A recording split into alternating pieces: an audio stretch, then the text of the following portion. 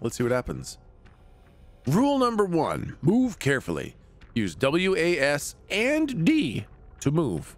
Hold left shift to run and left control to crouch. The faster the movement, the more noise you make.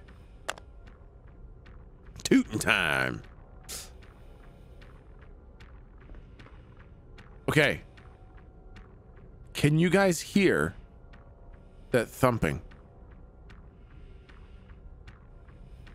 in the background?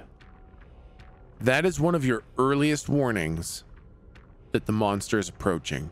Just about, yes. This is the level. Yeah, super slight. This is the level that you need to be listening for to hear that the monster is coming. When you get really good at the game, this is your cue to get the fuck out of there. It's very quiet, and you have to be listening very hard for it. Because at this point, if you are running or crafting, the monster can hear you. So as soon as you hear this little thumping, stop fucking doing whatever you're doing. Because this means the monster is nearby. Louder now, right? At this point, if you're not already running, you're gonna get hit. If you start responding at this point, you're probably gonna get hit.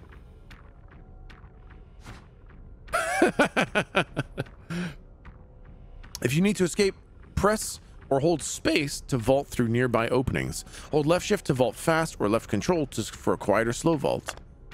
Yeah.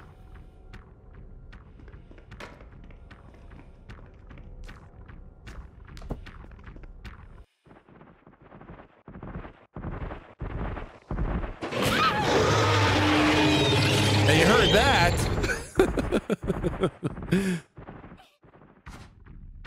Rule number 2. Help your friends. If the monster knocks down a teen, they cannot get up by themselves. To revive them, hold down E and then hold release left mouse button to stay inside the target zone. So you can still hear it. If you were to see somebody get knocked down and hear this, that means don't get them up. The monster's too fucking close. Don't get them up.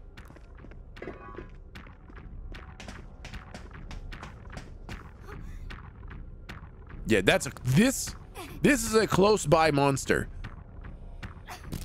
Now we're gonna do it anyways. We're gonna get them up anyways.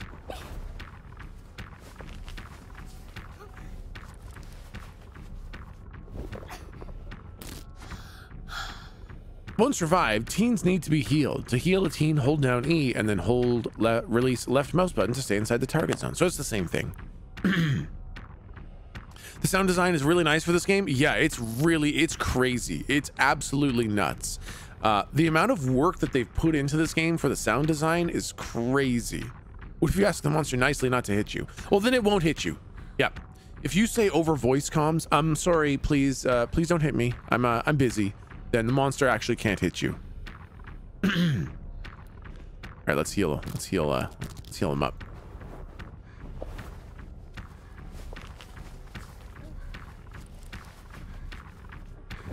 It's funny because usually during stuff like this on something like DBD, I can like read chat while I do the skill things, but because I need to constantly click,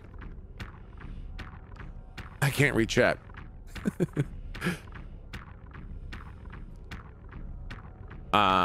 Beware, the monster is now enraged. In this mode, even healthy teens can be knocked to the ground with just one hit instead of 2. Listen for that terror track. When the monster is near, it will get faster and louder. Get ready. Ah! No! No! No! No! Ah!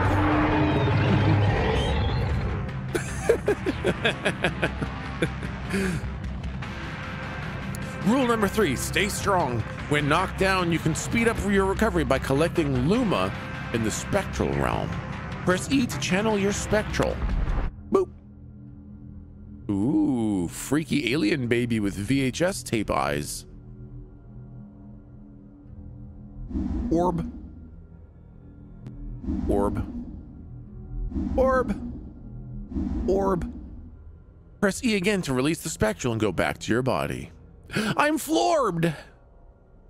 When injured, you leave a trail that the monster can track. When friends can't heal you, find a healing station nearby.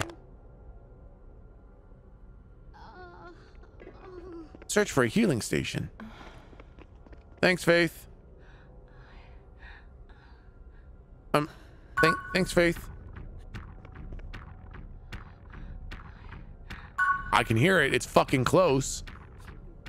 The little bum in the Florbed emote. It's good, right?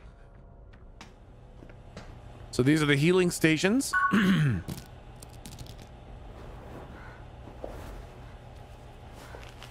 Oopsie. Trying to read chat and do it at the same time. It's challenging. This is a bad time to remind you to put up the bigger versions of the emotes in Discord. Oh yeah, that's right. Thank you, Sleepy Hippo. Definitely forgot.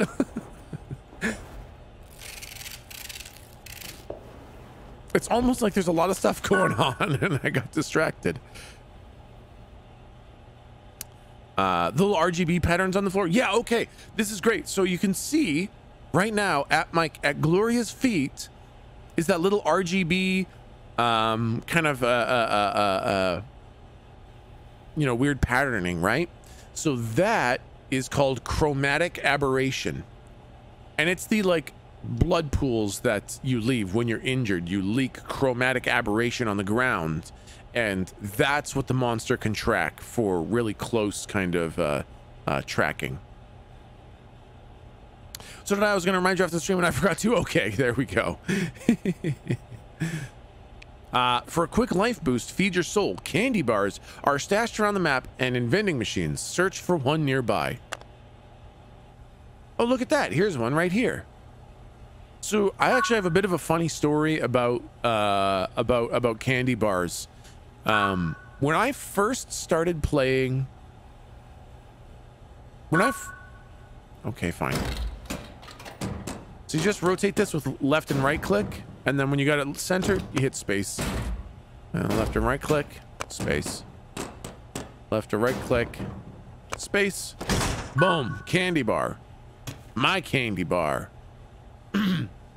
So the when I first started playing VHS, I had been playing DBD to start with, right?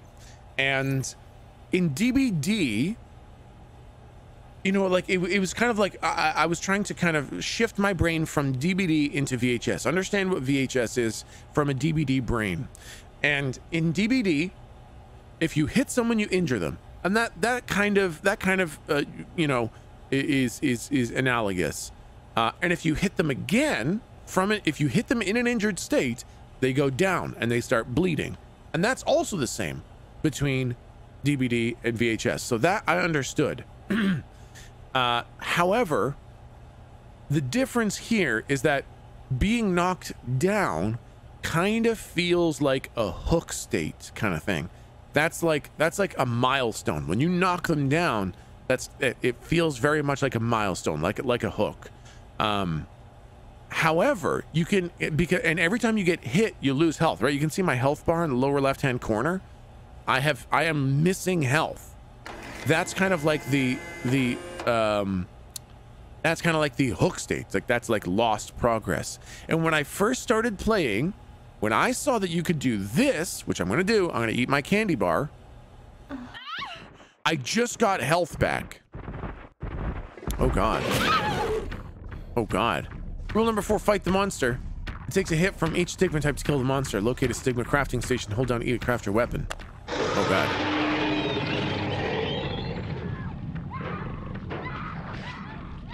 Oh boy. Oh God. It's destroying faith. Shh. It's okay. It's fine. Everything's fine. Oh my God. It's okay. Oh my God. I'll be there soon. I promise. Oh God. I'm working on it. Faith, I'm working on it. Oh my God. Holy shit, it's so scary to hear. Faith, I'm almost there, Faith, I promise. I'm almost there. Just, it's okay. I got it. Don't worry. Okay. Confront the monster and fire your cross by holding left mouse to keep the monster in the beam of light until it recoils. Okay. Stop it, monster! Stop it! There we go. I saved her. See, I saved her. Okay, so now I obviously I have basically nothing unlocked because I haven't played all that much yet. But the basic perks, these are all of Brett's perks. These are the 3 ranks of Born Tough. And basically what it does is it increases your maximum health. The highest tier gives you 24% more max health. Then 16 and 8 are the other tiers. Now, the reason that there are 3 tiers to the perks is because you can equip the different perks. They have different perk costs. So you're gonna get perk points as you go through the journey, and then that's basically your resource for equipping the perks that you want. Can you equip multiple tiers of the same perk? No, so you can only equip 1 tier of the perk. But you don't have to equip the highest tier. So maybe you want, like, here's a great example. I run rank 1 of Evil Eye on every team that I play. Because rank 1 of Evil Eye shows you where the monster is and what the monster is when it transforms. Now, rank 3 is great. There's lots of stuff that rank 3 gives you. And some builds, I probably want to run rank 3 of Evil Eye, but I need rank 1 of Evil Eye on every team, because as soon as the monster transforms at the start of the game, you get to see where they are and what they are. And that is so useful that I always run it. But there's rank 2 and rank 3 if you want to run them. They have a higher perk point cost, but you know, they also give you more stuff. This is a Jess perk, by the way. So to unlock Evil Eye, you either unlock it as Jess and play as Jess, or you unlock it on Jess and finish the first act of your journey as Jess. And that's a lot of words that probably don't make a lot of sense. It makes more sense as you play the game and you learn all the things. It's a lot to take in, I know. But basically, when I finish Act 1 as Jess's journey and I unlocked Evil Eye for Jess, then Evil Eye becomes available for all other teens. Then Act 2 and Act 3, I can unlock Evil Eye 3 for all other teens. Jess also has low profile, which increases your movement speed while crouched by 25, 50, and 75%. So this lets you crawl around, making very little sound at quite a high speed. Then you've got Silent Shadow. This is basically when you're crafting at a station and you miss your skill checks. Rank 1 gives you a 50% chance to have no sound, 75, and then rank 3 is whenever you fail at a station, it does not alert the monster. Will this all be on the exam? Yes, this will all be on the exam. Gloria, her perks, while within 13 meters of another teen, their aura is visible to you. Rank 2 is 20, rank 3 is 27 meters. You can see other teens. When you say unlocked for others, can you log into Brett and use it right away? Yes and no. Yes, you could use it right away with it being unlocked. No, if you don't have enough perk points, but it is unlocked for them, yes. I basically live and die by Silent Shadow. Yeah, it's true. Vanguard literally runs Silent Shadow 3 100% of the time. Other perks for Gloria are lightning fast. The duration of the speed boost gained after being injured by the monster is increased by 10%, 17%, 24%. Gloria perk: if a teen is within 10 meters of you, provide them with a 6% increase in the speed at which they perform a healing, reviving, resurrecting, or disarming action.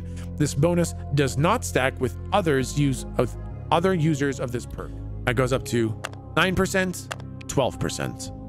I'm learning so much, my brain hurts. I know, right? It's crazy. There is a massive amount of information here.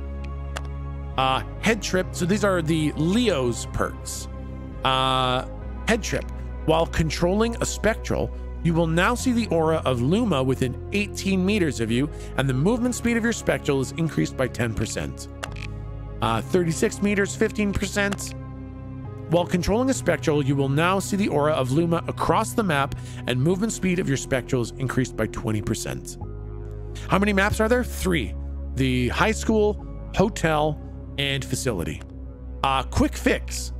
Increases the speed at which you can heal yourself with a medkit by 6%. While injured, you can see the aura of medkit stations within 16 meters.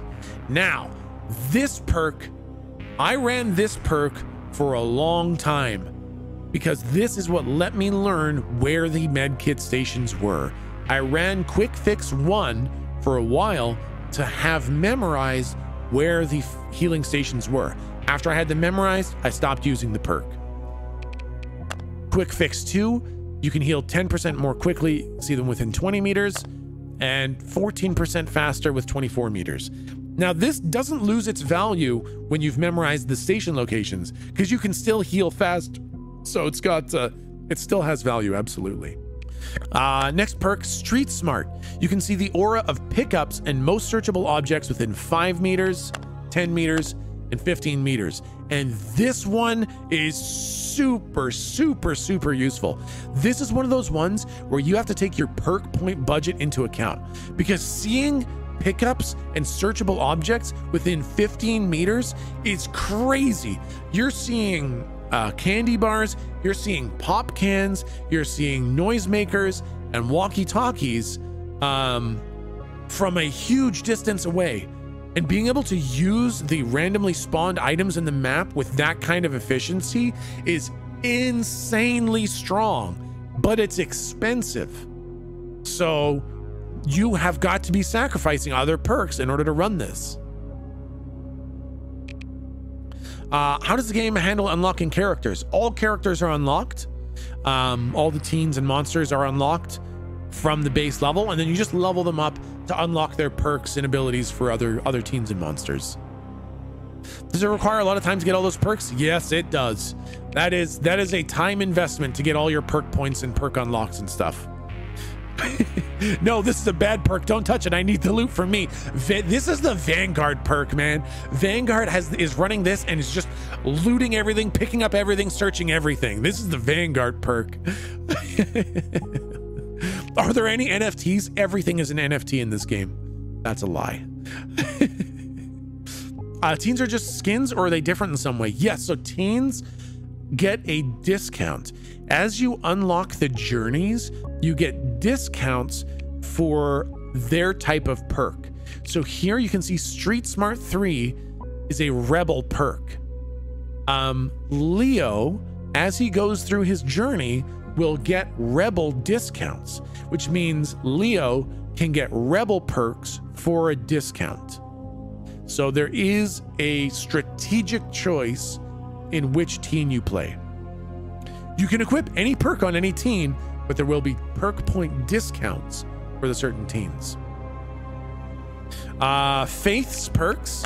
Healing Hands increases the speed at which you perform healing on others by 8%, 16%, 24%, and this is crazy.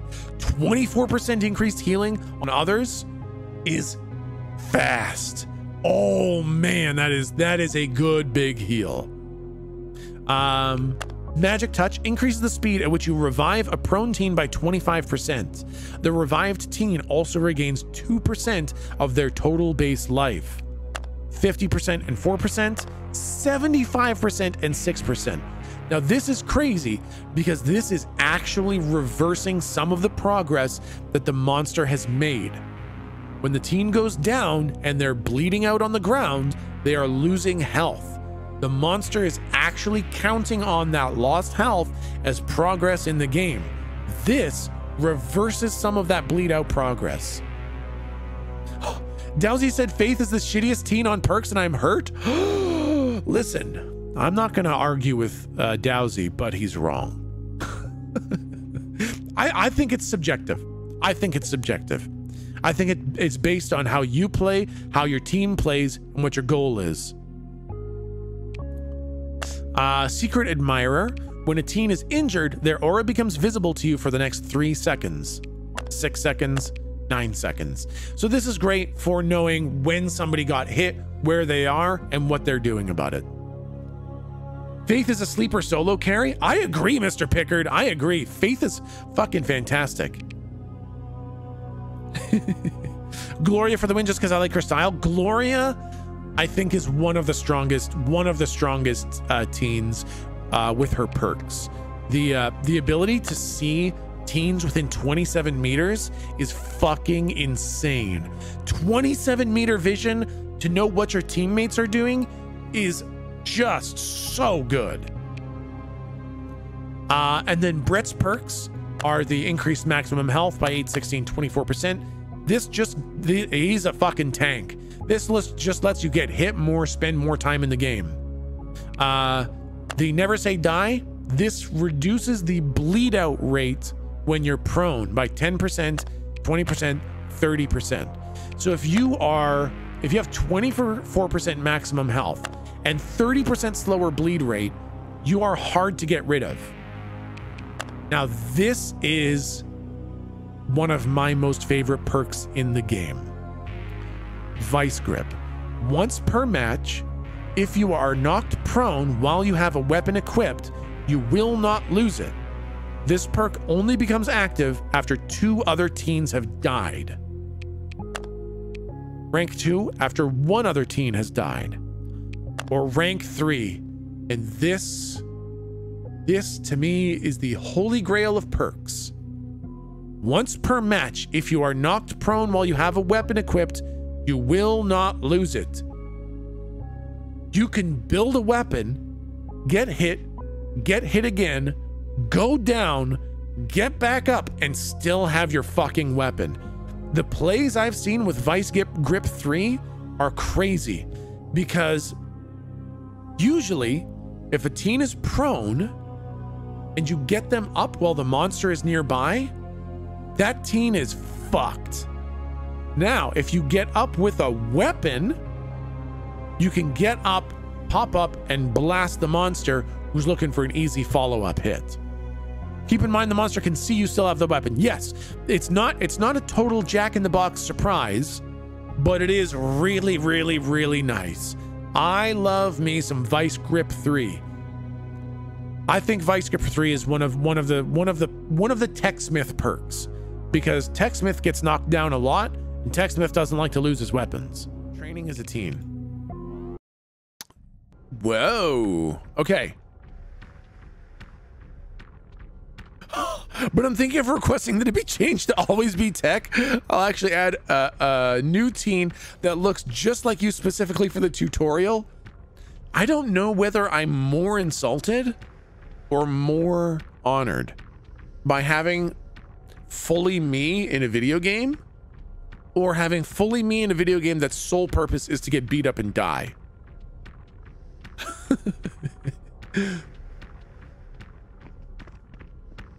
Okay, so let's go over, because I think it's going to be great to start as a teen.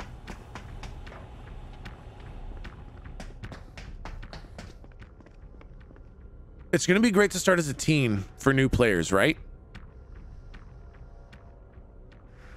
Because it's easy to understand. So what we're going to do, make sure to shower first, is listen for the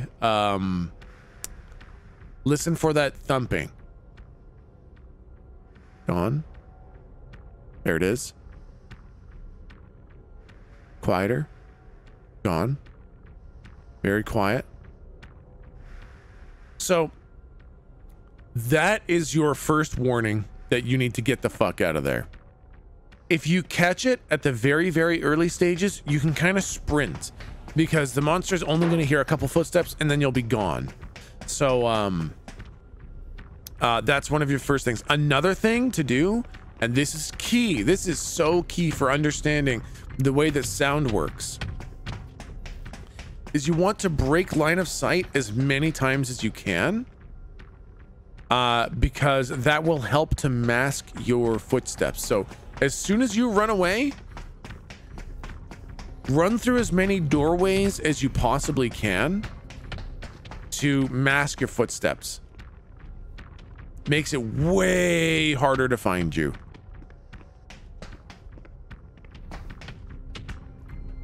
It's also by design very similar in distance to the radius of the crafting sounds. Yes, exactly. Can you hide in lockers? Yes, you can. You can hide in lockers, and if they find you in a locker, it's a one-hit down. Does the chromatic aberration appear only after you've been hit? Yes. Yep. Once you're hit, then you leak the chromatic aberration. So you can also notice that you can hear that little bit of terror loop, right? A little bit of the terror loop, but that's not actually footsteps. Now you can hear terror loop and a couple footsteps.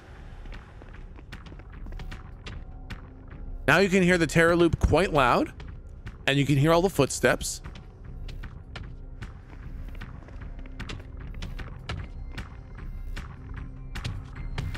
And now you can hear a little bit of the actual custom terror loop sounds or music.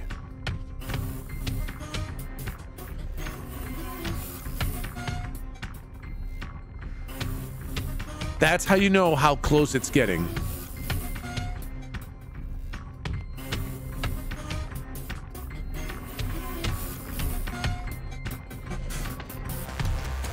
Now I'm being chased. Ow!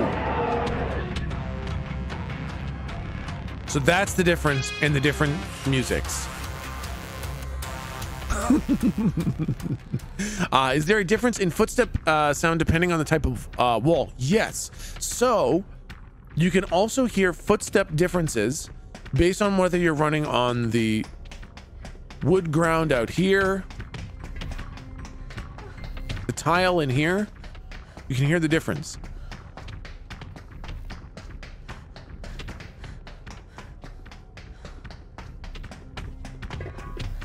So the type of ground that you are walking on makes your footsteps sound different.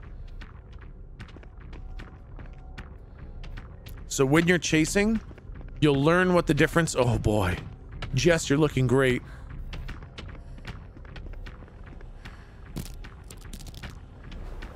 The type of floor that you're running on gives away what material you're running on, and monsters will learn how your footstep sound changes.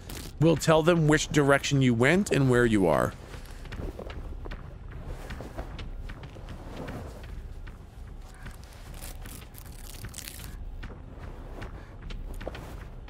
Just use DBD terms. Meant, does every monster have different music? Yes, I believe so. I believe so. How many meter radius is the Dollmaster's lullaby thingy when he possesses dolls? I believe his lullaby radius is the same as his default terror loop. Type of floor is so important for monster players to understand. Yep, absolutely. Absolutely it is. It takes a while to understand, but you'll get it eventually. Let's see. Okay, we can actually go over the different weapons. So this is the flamethrower. Now the thing with the flamethrower is when you go to use it, it's got that little bit of a spin up time, right? You can see that circle fill up. That's your wind up time before you're actually going to do any damage. Then once you're doing it, that's when the fire comes out. And yes, the some of the items do have ragdoll physics.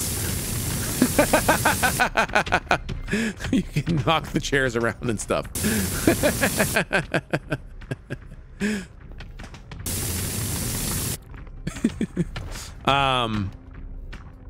The flamethrower, how much ammo for a kill?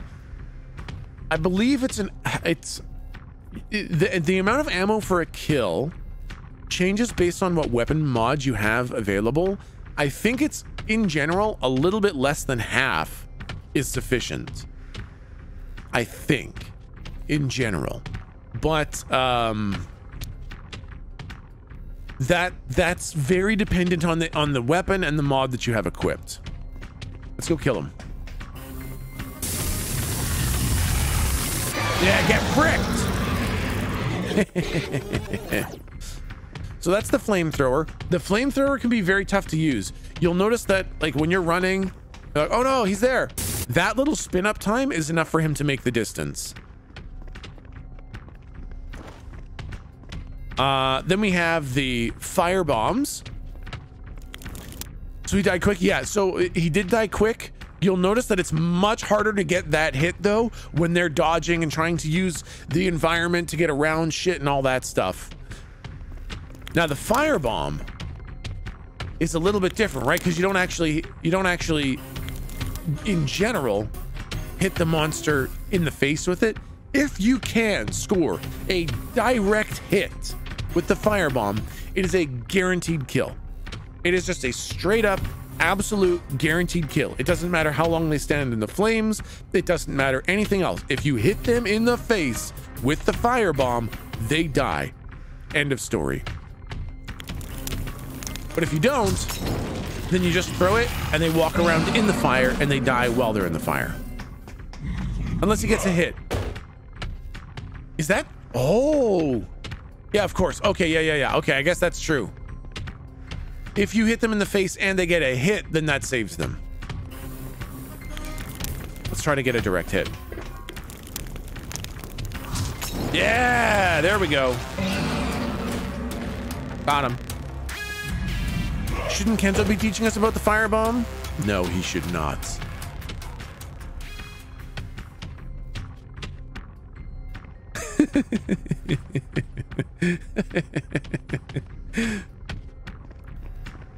Okay, now I've actually never used Kenzo. Is this thing called the solar flare now, or is it still called the sunstone? No, Mr. Pickard, I need the help still. I still need the help.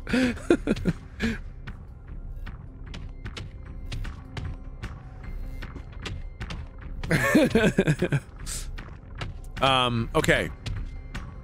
So the way that this weapon works is you set, oops.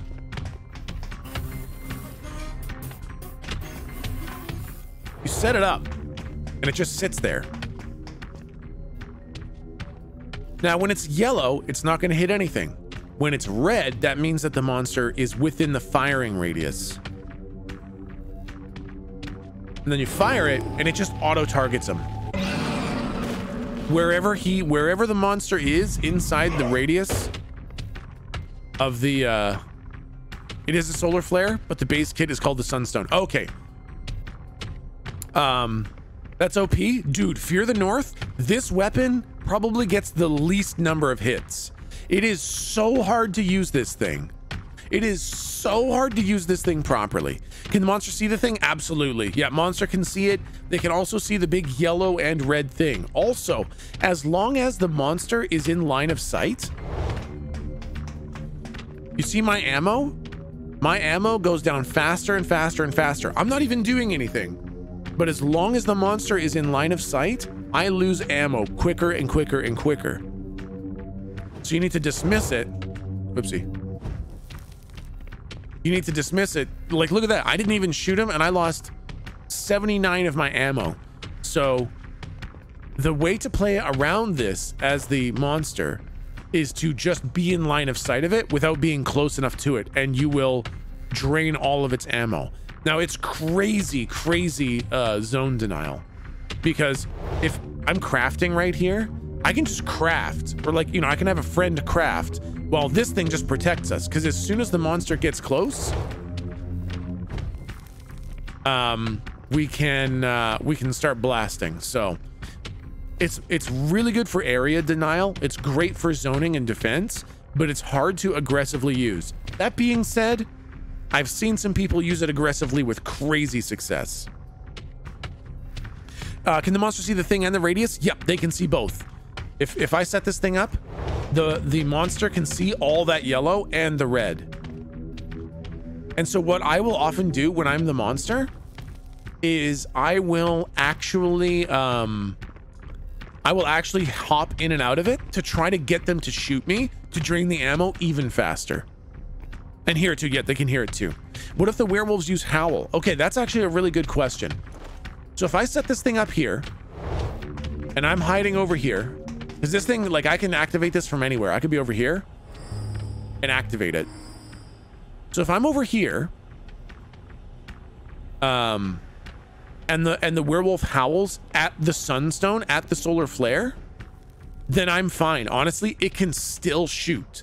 Now, if the werewolf howls near me, then I can't activate it. So they need to howl the user, not the item itself.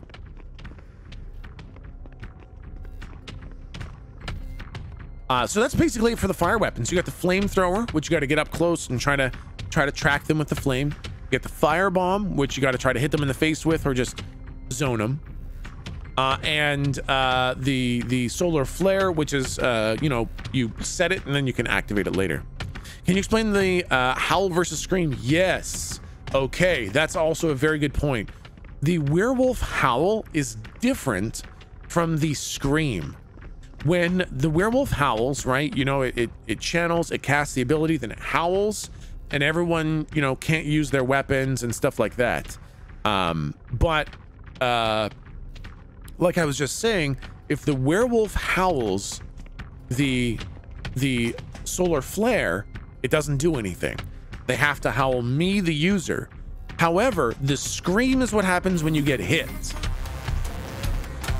When I get hit, that is the scream.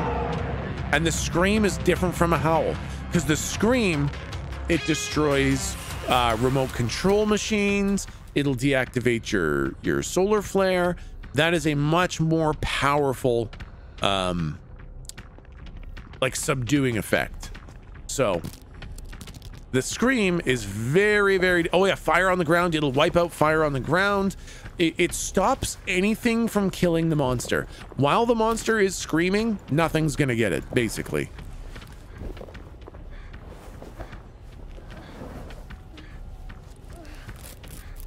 Kids are coming out with the big questions. It's good. These are really important things. The game seems very, very easy to understand, right? It's like, make flamethrower, find monster, burn monster, win game. But the more and more you learn, the more you realize there's a lot going on. Can you use the med kits on the wall multiple times? Yes, you can. Yep. So I just healed myself. I could do it again if I got hit. Does the werewolf have a passive more move speed? I do believe the werewolf passively moves faster than the rest of the monsters. I don't know what the percentage is, but I do believe it's the fastest passively. Do the 4 different types you need to kill the monster change, or are they monster based, or are they always the same 4? Always the same 4. Always burn, purify, curse, and shock. Always those. However, the weapons you craft can be any weapons you want, any match. You do have to unlock them. So like when you see me playing, a lot of the time, I'm just building like flamethrowers or ray guns because that's all I have unlocked right now. But as you level up and play more, you will unlock the rest of the weapons. And when you have them all unlocked, you can build any weapon you want. Werewolf can outrun a shock sphere, which is kind of OP though. The passive run, no. The werewolf cannot passively outrun a shock sphere. The only way a werewolf can outrun a shock sphere is to berserk, and I believe the max speed shock sphere, because it gains speed as it goes, I believe max speed shock sphere can catch him, and if it can't, it can last long enough to outlast the berserk and then catch him. But basically, if you start your shock sphere and the werewolf berserks, you will catch him and hit him, unless he loses you in some other way. But if you can track him the whole way, you will catch him and you will hit him. Even then, he really needs to make really perfect pathing. Absolutely. Like, you have to outthink them. You don't just get a free runaway. You have to outthink them. Okay, so we've got the Raygun. The Raygun is pretty easy to understand. You just shoot. It's got lots of bullets. It's got lots of bullets. However, it can be a little bit tough to hit the monster.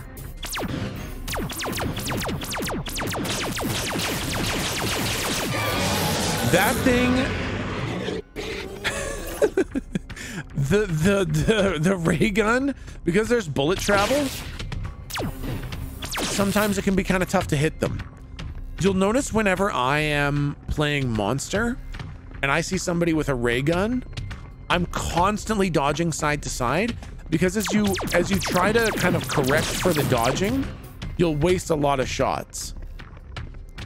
Yeah, you need nine hits in a row to kill the monster. If you hit like one, it's not going to do it, because you'll see the stigma fill up. That's another thing I don't know if anybody's seen yet. Watch as I shoot him. Watch the shock stigma fill up. Right? So that's how you can see how close you're getting to killing him. When it fills all the way up, that's when you actually get the hit. So when you're playing, if you want to know how things are going, you can watch the stigmas to see if your teammates are like how close they're getting, kind of thing. So that's a great way for knowing how close you're coming to actually getting the hit. How do you unlock the weapons, and will there be cosmetics for them? So you unlock the weapons by crafting them, by using them, by getting hits and wounds and stuns with them. Basically, the more you use a weapon, the more you level it up. And are there cosmetics? There absolutely are.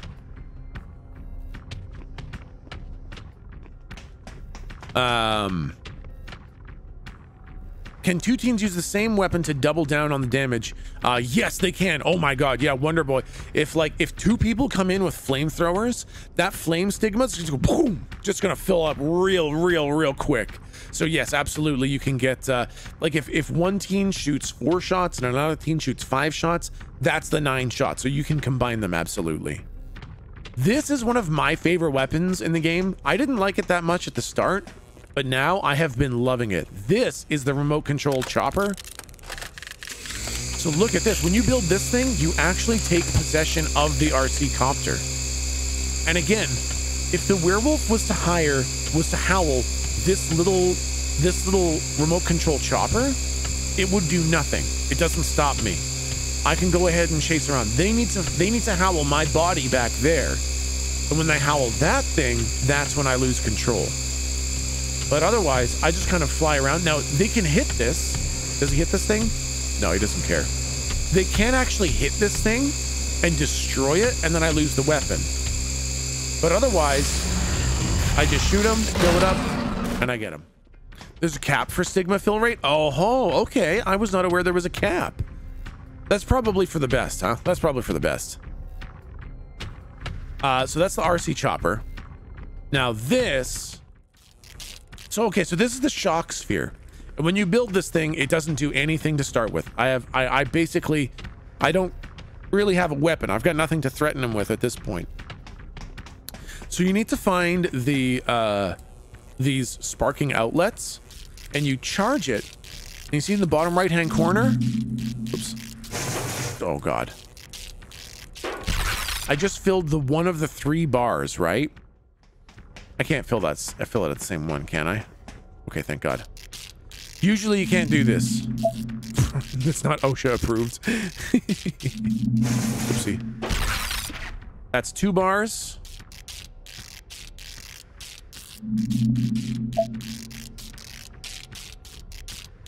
Now it's 3 bars, and now I have a fully charged weapon. You can see the little sparkling at the top. Now it's a fully charged weapon. To use this thing, hold the left click, it deploys, and now if I touch the monster, it dies immediately.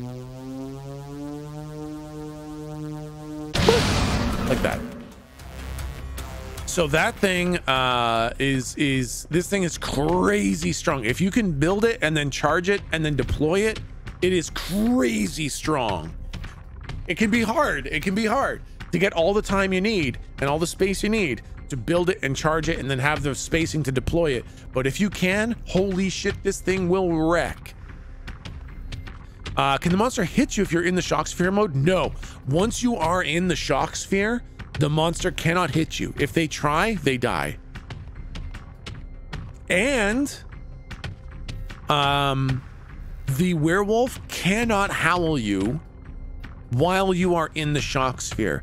You are completely deafened. I'm gonna do this again.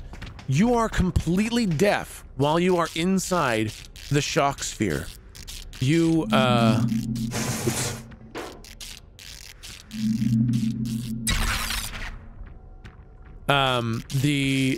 You cannot hear the monster's terror loop. You cannot hear the monster's footsteps. You cannot hear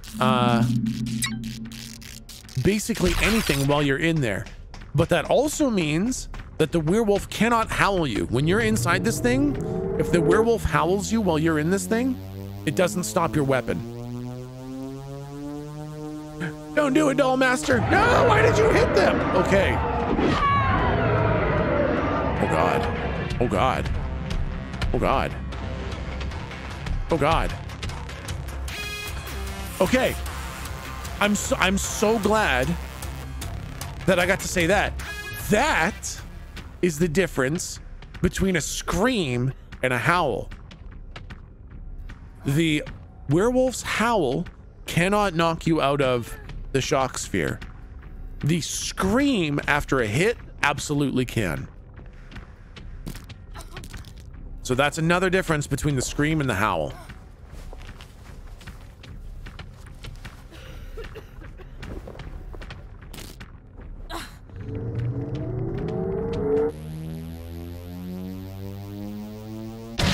So the werewolf's only option is to run? So, okay, this is actually a really good question. This is a good question. So the response as a werewolf, as soon as you hear someone start charging it up, if you howl, you will interrupt them. That spin up time, while they're going like, while it's charging up, that takes longer than the werewolf's howl. So if you are quick, you can interrupt their charging by howling them before the sphere gets constructed. If you are too slow and the sphere gets constructed, then you need to run away. You need to try to sprint. You need to try to break line of sight, because the thing is they can't hear you. So they have no idea where you are. If you break line of sight a couple times and hide, then they will not be able to find you, probably. Would it be a bad idea to play Doll Master when you first start playing to get him down? Yeah, Shock Nurse, I think that would be a tough choice, because one of the foundational aspects of the Doll Master is map knowledge, knowing where to put the dolls, knowing how to place the dolls efficiently to go between them, knowing how to herd people into your dolls. And so without the map knowledge, Doll Master is really tough. You can always give it a shot. It depends on what your interest is. If you want to get in and win games, it's going to be really tough. If you want to get in and just play games, play whatever you want. But it's going to be tough to get wins as Doll Master without that map knowledge. You're very smart and handsome. Oh, thank you. It's the beard, isn't it? Is it weird that I think I have a pretty good idea of the map layout just by seeing you guys play? No, Puginator, I think that's probably a lot of people have an idea of what the maps look like just from watching the games. Absolutely. Okay, so here's the cross. This, in my opinion, this right here is the single strongest weapon in the entire game. The cross, to me, feels like a guaranteed hit if you know how to set up properly. The cross comes out really quick, and it's got a pretty good range, and it's a big old cone. I love the cross. This thing is nuts. Oh yeah, use it on the chairs. Where are the chairs? Oh yeah, there's some chairs. Oh, they're too far away. Ah! Get away! Anyways.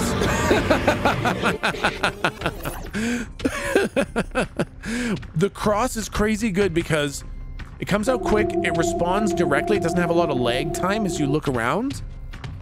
And it is this weapon I got killed with the most often by Robbie when I first started playing the game. Because Robbie's move is this. He hides, and then he pops out and he gets you. Robbie just hides behind things. Oh God, don't hit me. Robbie hides behind something that he has no business hiding behind. He's in the middle of nowhere. You have no way of knowing that he's there, but he's there with a cross. And as soon as you show up, he's like, boop, gotcha. Is that way too strong then? No, I don't think so. So the cross feels very strong, right? But the cross feels like it rewards preparation really, really well. So if somebody sees you with the cross, you're never gonna get the hit. It's just not gonna happen. And if they know you're there, you're probably still not gonna get the hit with the cross. The cross is so strong if you know how to sneak and hide and predict the monster's movement and know where the obstacles are that give you the spacing you need to get the hit. If you can tick those boxes, then it feels like a guaranteed hit. And listen, I say that probably when I shouldn't, because people haven't had a chance to play the game. I think the cross is just one of the strongest ambush weapons. Ambushing is one of the strongest strategies in the game as a teen, and this is like the strongest ambush weapon. There's a lot of weapons that reward strategy, placement, teamwork, chasing, stuff like that, but this thing for ambushing, when you get it right, devastating. But you got to know your spacing really well. Are there emotes in VHS? There are. There's an emote. There's an emote. I don't think I have any others equipped, but there's lots. One of my favorite emotes in the game is a basketball shot. As soon as that thing's on the store, I'm gonna get it immediately, because you can literally shoot a basketball and it literally bounces off walls and bounces around and all that stuff, and I love that thing. Can you dance though? There are dances. I don't have any unlocked, but yeah, there are a bunch of dances. Kobe, yeah, you can Kobe some basketballs. Most weapons are situational. Trying to get a monster in a tight space with a cross is going to be much harder than, say, a Molotov. Yep, absolutely. The thing is it's like the cross can turn safe areas into unsafe areas because a smart teen can pop up and really get you. Now, as a smart monster, if you know those things, you just avoid all the ambush spots for crosses. Okay, so we've seen the cross. Now we have the holy slingshot. This thing, you aim like this, and you can see on the ground where it's gonna go.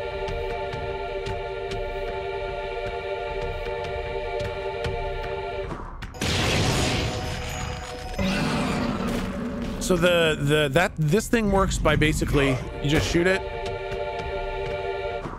and it stays as like a patch in the ground. So you don't have to hit them directly with it. You can actually literally use it for area denial. So like, let's say the monster was in this bathroom, right? And it was chasing me. I could literally turn around and shoot that. And now it can't come through that door while that's happening. And then it's gone. So how long does it stay on the ground? About that long. In fact, exactly that long. Now, like the firebomb, you can also just try to get a straight on shot. And if you hit them directly with these shots, then it's a full kill. It's like hitting them in the face with the Molotov. It's just a definite for sure kill unless they hit you, kind of thing. I'm gonna be the best slingshot user, I swear. Be careful. I really like to when I see people with 360 holy Stigma kill. All right, not great.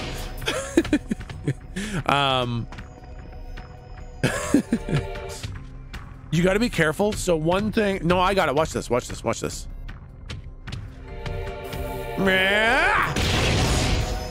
Okay, listen, I need a little bit more practice with my 360. How long can you hold a shot for? I believe you can just hold it forever. You move slowly. You move slowly. And the monster can hear this sound. The monster knows when you are holding the shot. The monster hears this, they know that you're cocked and ready to go. So the monster gets a warning when you are ready to just fire. And the travel time on this thing, that gives the monster a lot of time to dodge out of the way. So what I will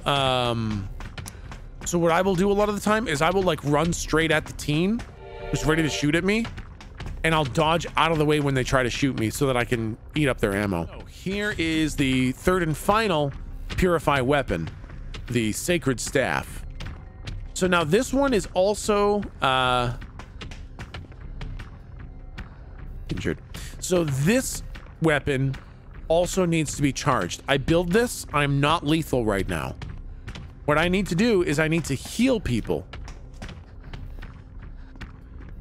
I actually use the staff to heal someone, and it charges. In the lower right hand corner, you can see my staff charging.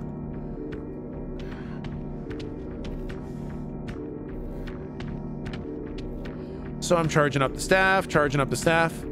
Now I healed them, but I'm not fully charged. However, you can see the charge filling up anyways. If your whole team is healthy, the staff will passively charge. If you've got a lot of injured teammates, then what you need to do is you need to go find all the injured teammates and heal them with the staff until it's charged. But if everybody's healthy, then it charges passively. So now that the staff is charged, right? It's all lit up. It's charged and ready to go. What the fuck, Peach? Hi, lovely chat. Who am I adore? Long sigh. High tech. Great, thanks, Peach. So now the staff, once you get it fully built and fully charged, then it becomes really dangerous because this thing will lock on. The staff has got long range and the beam locks on. Let's get this thing charging again. So what you'll see is once you're within a certain cone in front of you, it will lock on and just fuck the monster up. Soldier 76 staff, exactly. Got him in my sights. So the staff has got some pretty powerful lock-on capability, but the spin-up time is long, and it requires building and then charging. Is there any perk that increases crafting speed as teen? I don't think there's a perk that increases crafting speed. Some weapons have mods that allow you to build them faster, but they usually come with a trade-off that they have less ammo or other negatives to them. The first curse weapon is the cursed sword. Or sorry, enchanted sword. Enchanted sword? Cursed sword? I don't remember. It's the sword. Now, the way the sword works is really fucking cool because it looks like it's just the hilt of a sword, but when you swing it, the rest of the sword comes out. Look at that shit. Isn't that not fucking so cool? How the sword blade kind of like comes into existence and then you slash it? Fuck, I love that. This is one of my most favorite weapons in the entire game. And it's so strong too because it makes that giant wall and the monster gets slowed down as they walk through the wall. So this is great for setting up teammates to escape. It's great for setting up teammates for kills. And it's got crazy, crazy range. Like truly insane range. Does the wall hurt them or just slow them down? So if you watch the stigmas, right? So this is a cursed stigma. When I shoot it in front, you can see it start to fill up. So this does actually hurt them. This actually works on filling up the cursed stigma.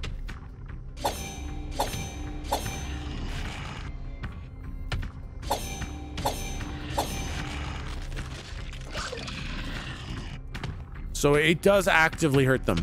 Now, the two good solid swings where the monster is in the beam the whole time will kill it. But those are kind of hard to land. So a lot of people are like, oh, I got 2 swings left. That's enough to kill the monster. Those have got to be perfect swings. Otherwise, you just want to keep on hitting the monster while it's trying to push through it. And just keep on hitting it while it's kind of slowed down by the beam. Because the beam will slow it down quite a bit. Oh, hey, werewolf.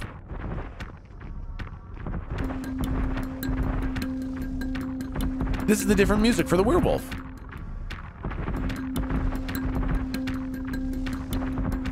Yeah, it's about how much time he stands in the beam. Exactly. It has all to do with how much time the monster stands in the beam. And does it go upstairs was a question. So the answer is it goes where you aim it. So if you shoot up some stairs, you can shoot up some stairs. You can shoot down some stairs. It just goes where you shoot, wherever you shoot it. Are there skins for these weapons? There absolutely are skins for these weapons. Do these weapons take time to acquire? Some seem so strong. Honestly, no weapons are really any stronger than any other weapon. They're all situational. What if you get a direct hit to the monster when he's running at you? Yeah, so we can do that.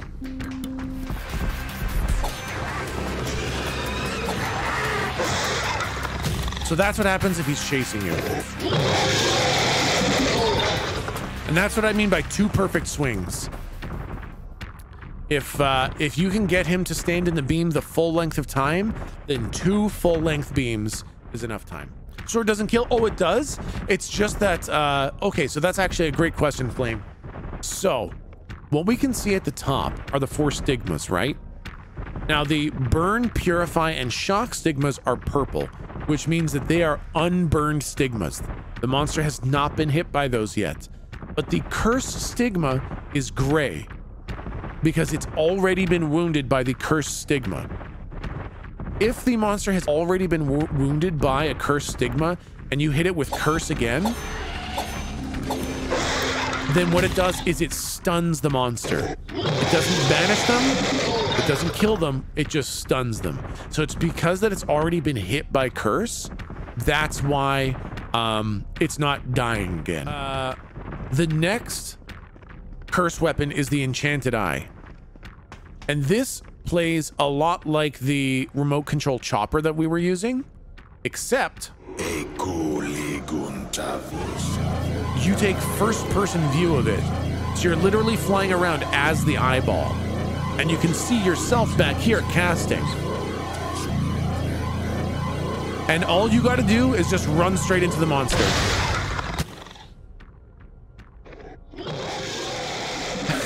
Yeah, exactly. It's the Tech's eye. Exactly.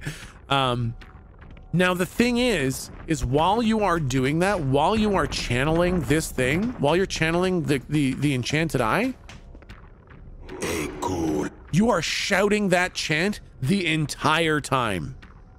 The whole time that you are flying around with the eyeball, your character is there just shouting that chant out loud.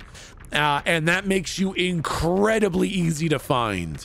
So if you don't know where the monster is and they can hear you casting that ritual, they will find your body and they will hit you. Now, Kunar Barbar asks, can the monster kill the eye? The monster cannot. That's a big difference between the remote control chopper and the eye. The chopper, the monster can just smash out of the air. The eye, if the eye touches the monster, they get hit. Can you cancel the ritual? Yes, so basically, you do the ritual, you're in here, you're flying around, and you're like, oh no, I can't find him. You can cancel it.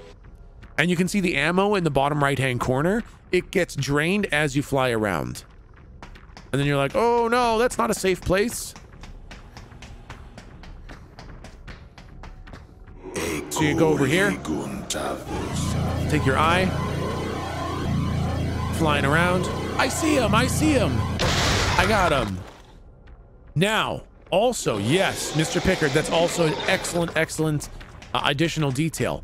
When you are flying the chopper around, you can hear the monster, where they are, what they're doing, stuff like that.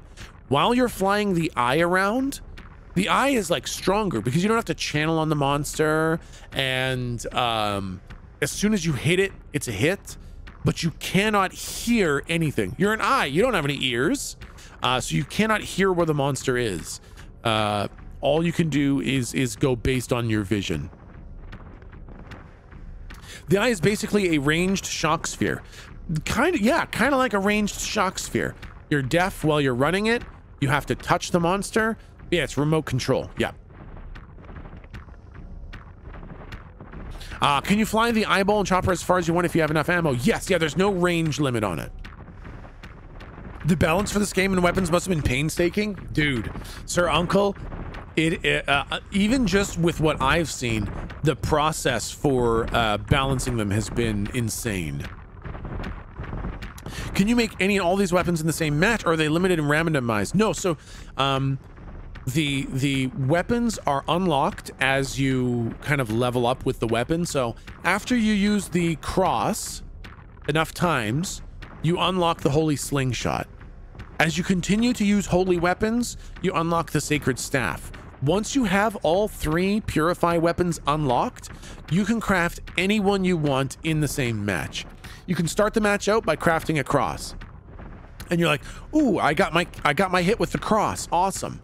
And then you're like, oh, now I want to get some stuns, or I want to break the armor, or I want to hunt dolls down, or something like that. And I like the staff, so you go build the staff for dealing with dolls. Then you're like, oh, they're too good at dodging my staff, I'm gonna go build a holy slingshot instead. Then you can go build the holy slingshot, all in the same match. Were there any weapons that received vast amounts of changes during your time in testing the game?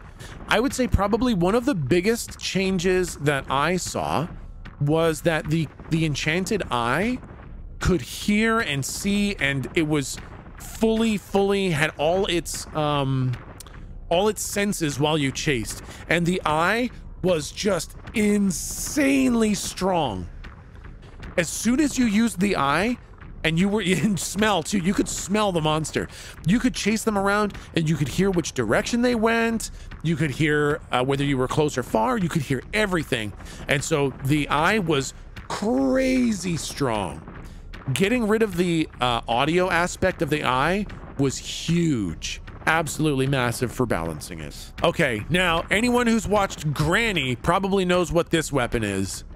This is Granny's most favorite weapon in the entire game, the Enigma. Now, I feel like Granny started using this weapon because I used this weapon. When Granny first started and she was playing some monster games, I was big into the Enigma back then. I built nothing but Enigmas all the time because I loved them. And then when Granny started playing Teen, she just started building Enigmas 1,000,000 times more than I ever built them. She lives and dies by the Enigma. I've moved on. I'm a sword guy now, but Granny uses so many Enigmas. She got to like maximum level Enigma during the playtest. She loves these things. A big reason that I like the Enigmas, and that I think Granny likes the Enigmas, is you can build them really fast. I'm a sword guy now, as of yesterday, true. So you can build the Enigma really fast, but it is uncharged. So you can see in the bottom right hand corner, it says charge first. So to charge it, you need to be within the terror loop radius of the monster. You need to be able to hear that pulsing.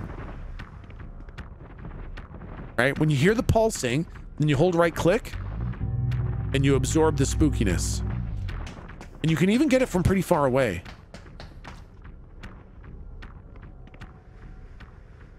Even from here. See how I can hear it just a little bit? It's charging. I actually used the Enigma to start learning where the terror loop starts. So I was like, I can't hear anything. I can't hear anything. Oh, well, it's charging, so I should be hearing something. Then I listen. Oh yeah, I can hear it. The closer you get, the quicker it charges. You can use it for tracking, kind of. Yeah, it's a great way for learning how to track. Does the range? Yes, exactly. Yep, exactly, J-Raptor. So the closer you are, the closer it charges. And if you can see direct line of sight on the monster, you get this, and it charges crazy fast. So if you can get a direct line of sight, you can fucking charge it insanely fast.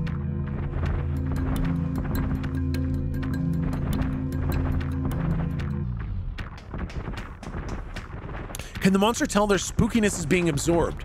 So, the only way the monster can tell when their spookiness is being absorbed is by hearing this sound. That sound. The monster can hear this sound. It's hard to hear, but if they pay attention, they can kind of hear that. There is a weapon mod that makes that charging sound quieter, but they can always hear it to some degree.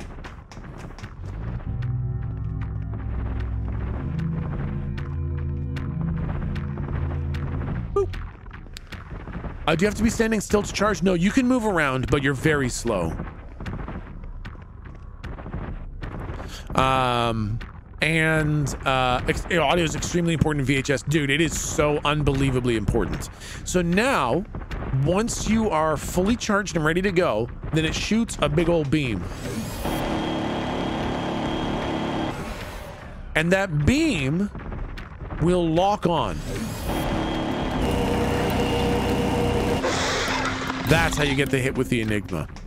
It's such a big beam. It's crazy. It is super strong. It's like playing Myers, but as Survivor. You know, I never thought of that. But that's exactly what you're literally trying to stalk the monster. Literally, you're trying to like... I'm stalking, stalking, stalking, stalking, stalking, stalking. Oh, it doesn't charge on the lullaby. Yes, sorry, that's actually a good point. Ah! Don't do it! Ow! Sorry, yeah, that's actually a really, really good point. Thank you, Mr. Pickard. It only charges on an active monster. So it would charge on a doll who's running around. If you hear the doll sound, the doll sound of an active doll running around, you can charge it on that. Or if you hear the sound of an active doll master, then you can charge it on that. But if the doll master is inactive and they're doing their spooky little control the doll animation, then you actually cannot charge the Enigma on that. Can one teen injure another teen? I don't think so. You can injure yourself with a certain staff mod, but that's about it.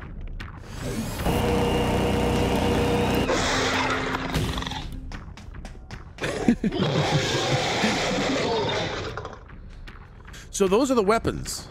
Those are the weapons. Oh my goodness, we've spent almost fucking 2 hours looking at weapons. Holy shit.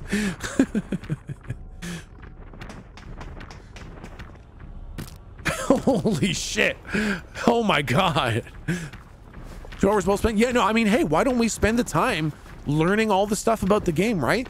The thing is, the game has so much to it. It seems so simple to understand. Build weapon, hit monster, win game. Easy as that.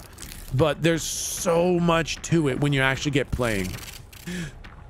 I missed the cross. Can you start the stream over again, please? Oh my god.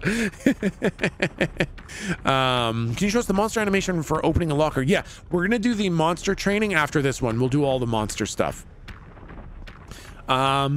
So another thing to keep an eye out for are active vending machines. So when the vending machine is lit up like this, that means they have a goodie inside them.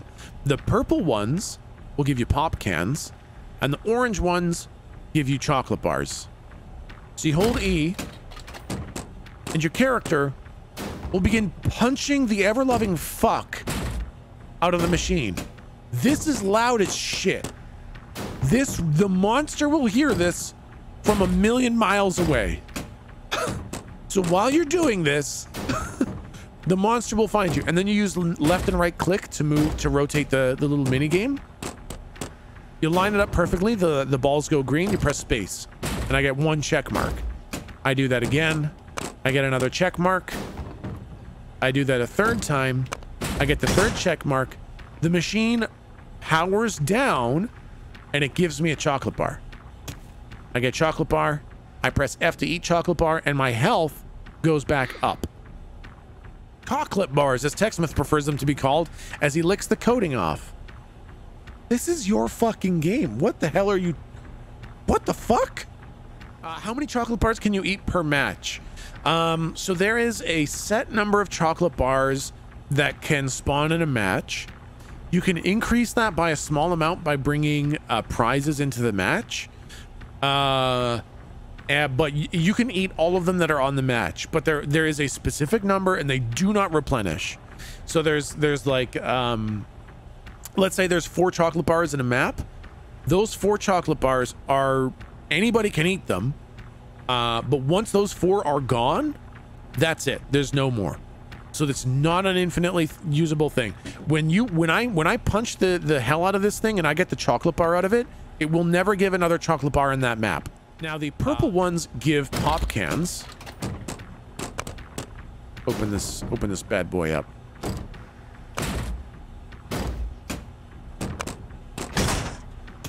And a pop can is like a giant speed boost. So if I'm like, oh no, Mr. Werewolf, don't come hit me. Pop can. Meow, meow, meow. Get, oh no. Okay, listen. Okay, hold on 1 sec. I may have tech bagged my teammate. There's a small chance that I just ran the fucking monster over to my teammate and tech bagged the shit out of him. I'm sorry. Here you go. You're okay. That's the Techsmith Special. Oh my god. So just a couple days ago, well, I guess it was longer than a couple days ago. A while ago, while I was doing some play testing, the player who was playing the monster transformed into the monster right beside me. And so what I did was I ran them to all my teammates crafting at their stations, and I pushed everybody off their crafting stations. The monster never broke chase with me. They chased the hell out of me the whole way, but they scared everybody off their stations as I tech bagged my entire fucking team. So don't do that. Don't do that. Are the chosen perks shown somewhere on the screen? No, there's no way on the screen to see what perks are chosen. Here, I'll just quickly show you guys the different locker entering speed. So here's a locker. So if I want to go really, really fast, I'm sprinting, I'm going as fast as I can, and I just want to get into the locker. That's how fast you can get into the locker. That makes a lot of noise. That makes muchos noise when you get in the locker that fast. We're sprinting. We go in. Fucking loud. Now, if you're just normal walking, and he's like, yeah, I will get in the locker. Still clicking sounds. You can still hear it. Now, if you're crawling and you're like, shh, I'm gonna get in the locker. Very quiet. Very, very quiet. The monster would basically have to be stationary with no other sound for them to hear that. Vaulting speeds. Okay, let's take a look at the different vaulting speeds. So if you're running and you're like, oh my god, run away, run away. That's a fast vault. That fast vault is unbelievably fast and fluid. Oopsie, that was a medium vault. If you're sprinting, and holding space, you can get a fast vault over it. And it is nice and quick and smooth. Now, if you're just doing a normal walk and it's like, well, whatever, I'll just leave, then that's a medium vault. Significantly slower. And then if you're really, really quiet, you're like, shh, everybody be quiet. Everybody be quiet. Now listen, on a purely personal level, I can't think of why at all, ever, you would use a super slow vault. Maybe I'm a dum-dum and there's going to be this crazy slow vault meta that evolves. But I got to tell you, as Techsmith, I'm fucking fast vaulting all day, every day. I am a fast vault guy. What if you drink a poppin' vault? Makes less noise? It does make less noise. But I gotta tell you, man, if I'm vault, I guess I just do a medium vault if I'm really concerned about noise.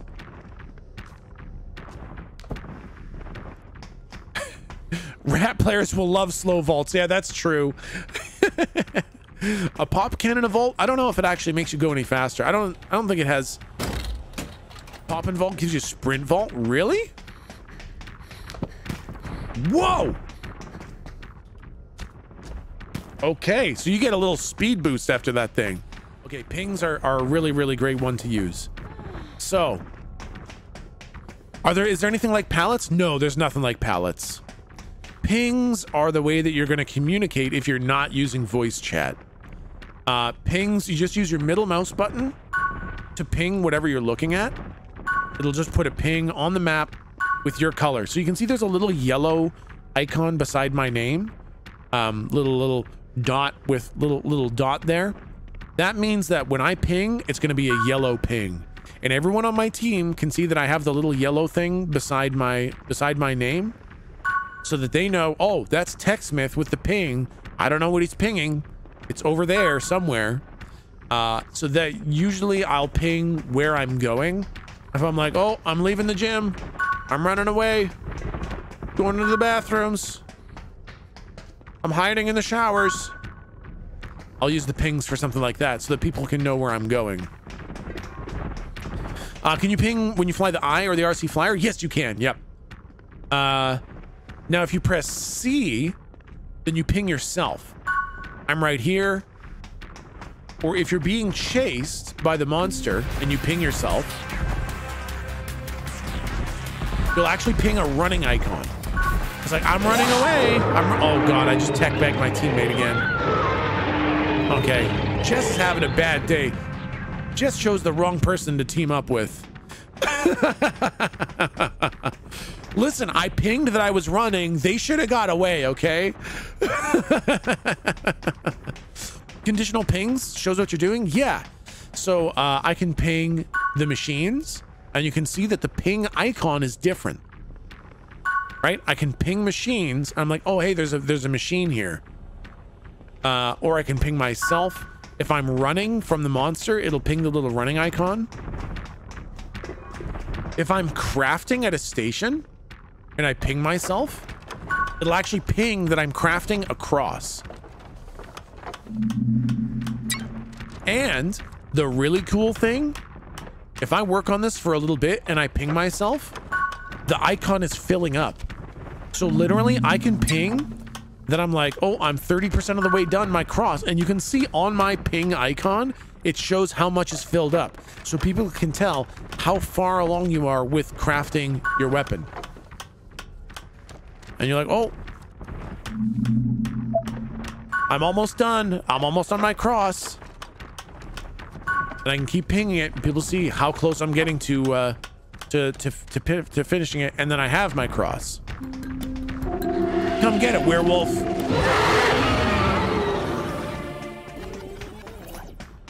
Context ping on crafting seems very good. Yes. And then if you double click ping, you can send an emergency ping. It's like, hey, pay the fuck attention. This is important. So that's a normal ping. And then that's an important ping. So that'll get people's attention with the important one. When I'm crafting, you can see the little hammer and wrench icon below my name. That means that I am building. So even if I don't ping anything, I'm not pinging. I'm being an unhelpful teammate. I'm not telling anybody what I'm doing. My other teammates can see what location I'm in. It'll literally list my location. It'll say like gymnasium bathroom, and they'll see the little hammer and wrench icon, which means I'm crafting. So even if I'm not helping my team by pinging, they know that I'm building in the gymnasium bathroom. And you know, from that they'll be able to know, you know, the only station that spawns here is the cross station. So they'll know that, or is the purify station. So they'll know that I'm building a purify weapon. Can you cancel for a different weapon? Yes, you can. So if I had the ability to craft a bunch of different weapons, then what I could do is I could craft, I'm like, I'm building a cross, I'm having a great time. This is lots of fun. And then I'm like, oh wait, oh god, wait. This monster, this player knows how to dodge crosses really well. I'm gonna build a staff instead. Then I could rotate to craft a staff, and it would delete the crafting progress I have on the cross, and I would start from square one with no progress on a sacred staff. So you can't like halfway build a weapon, then swap to a new weapon and build the second half. When you swap to building a different weapon, you lose all the progress that you've been building on. Can you 99 craft and go craft another type of weapon? That's an excellent question. So if I were to go and 99% craft this weapon, and then leave and go build a different weapon, as soon as I touch another station, I lose a chunk of progress on this one. So the strategy to 99 craft 4 different weapons, and then go boop, pick up a cross, go blah, kill him. Go boop, pick up a flamethrower, blah, kill him. You can't do that. Every time you touch a new station, you lose a chunk of progress on all the other stations you have progress on. Can another player cancel your progress on a station and replace it with what they want? Okay, Wade, that's an excellent question. The progress that I have on this station is just for me. This is me crafting my staff for me with my progress. If someone else were to run up to this station, this would be an empty station with no progress of any sort on it. I'm only building for me. I would walk up to the station, I would build a cross, I get it to 75%, and then I run away. Somebody else runs up and they want to build a sacred staff. They would build a sacred staff for themselves, and I could come back to this thing and then start building my cross, or keep building my cross here. So I would maintain my progress for my cross on here. Someone else has their own progress for their own weapons there. And thank you, Mr. Pickard. That is something that I had not been informed of.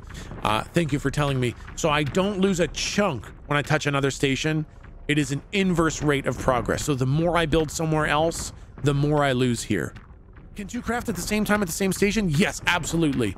A lot of times, if you spawn right next to another team, another player, you'll both go to the same station and you'll both craft at it. You do not get any bonuses for both crafting there. So you theoretically, all 4 players could go to one station, all build 4 crosses, and 4-man the monster with all crosses. Yes, Wade, yes, they could. It would not be a great way to spend time, because basically you would run up with all 4 crosses, blap the monster, take the purify wound from the monster. The person who got the hit would lose their cross, and everyone else would still have their crosses, but at that point, all those other crosses would become stun weapons, which is still valid, but at that point, the map is now 0% lethal for the monster, and the monster can go hyper aggressive. But it's really funny. It is pretty funny. What's your opinion on the maps? I fucking love them. I love the maps. They look gorgeous. They play really well. They're interesting. There's so many clever, cool places to hide. I love the maps. They look fantastic. They play fantastic. Is this Wholesome Smith 314? Yeah, this is Wholesome Smith before I turn into Tunnel Smith a little later. You earn some bonus if you do a great skill check while you construct. Yes. So if you're building if you're building and I get one of those skill check pop-ups, we'll wait till we get one and I'll fail it deliberately.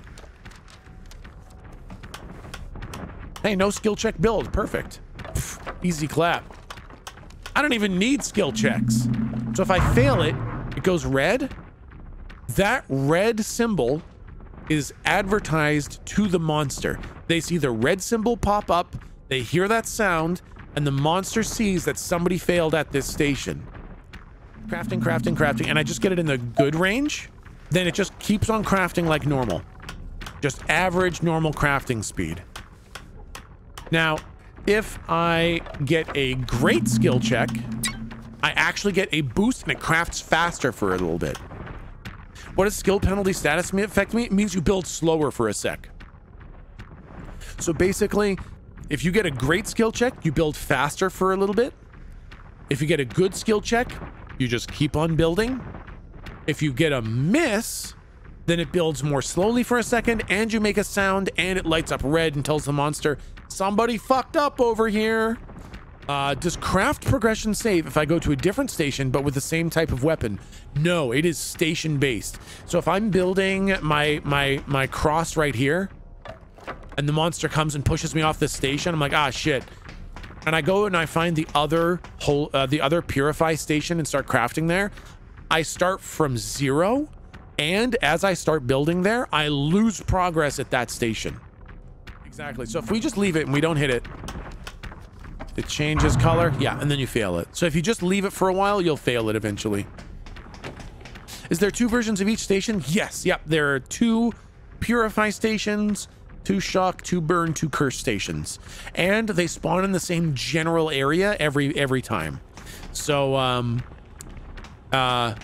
you know, this is just a training mode, but basically this station could be here, it could be in the back loading bay area, it could be backstage, or it could be in the prep area. But it's all the same kind of general area. Don't hit me. Don't hit me. You get 360, nerd. Damn it. Is the whole map unlocked in this training map? No, just the gymnasium.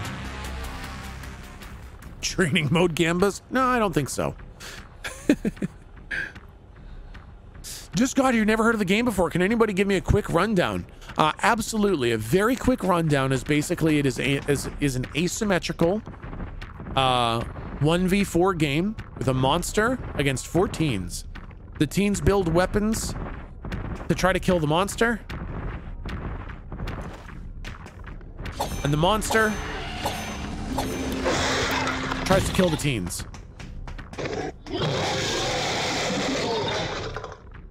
There are 2 of each to eliminate the possibility of camping the last kill weapon. Yeah, exactly. Exactly. Do you know how much HP a teen has and how much damage the monsters deal? If not, how many hits to give a teen the skull icon? So that's a good question.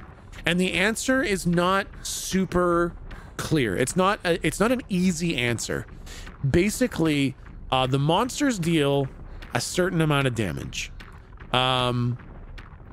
But monsters can run perks to deal more damage, and they can use mutations to deal even more damage. On top of that, you lose health while you're bleeding out on the ground. While you're prone, you're actively losing health. So theoretically, if nobody helps you, if you're just completely abandoned by your team, you could get hit twice and bleed out on the ground without ever getting hit again. Honestly, if the monster's enraged, you could get hit 1 time, be abandoned, and just bleed out on the ground.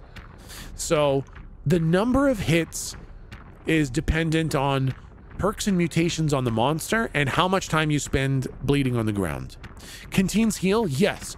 So you can remove your injured state by healing at these med kits or by getting a teammate to heal you.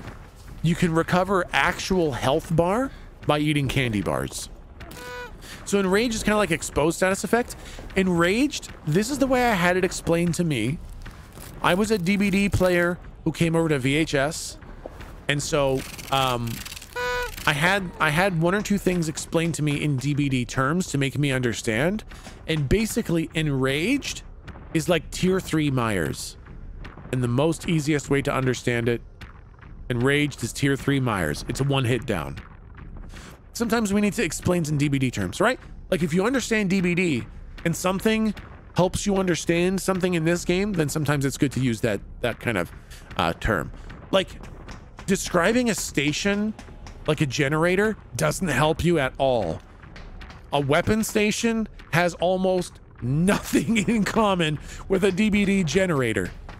But Enraged status, kind of like tier 3 Myers. I love how you were talking the other day, like the more asymmetricals we have in the genre, the better. We don't have to be in competition with DBD. Exactly, Mander. I want to play lots of asymmetricals. I want the asymmetrical genre to be full of cool, interesting games with their own unique takes on the asymmetrical genre. How fucking cool would it be to have all these cool asymmetricals?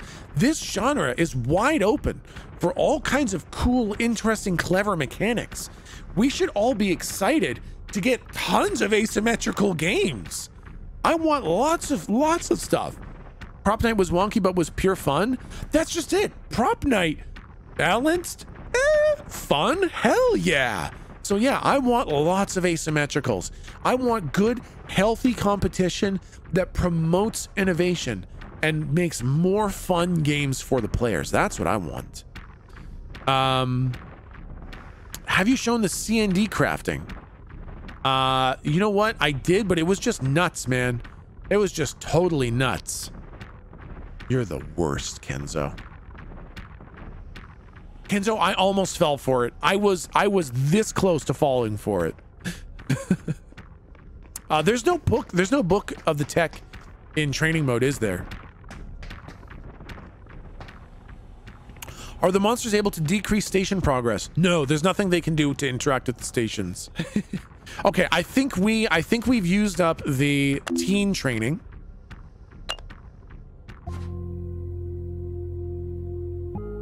No, it actually doesn't spawn. I knew it didn't spawn sometimes, Mr. Pickard. I knew it.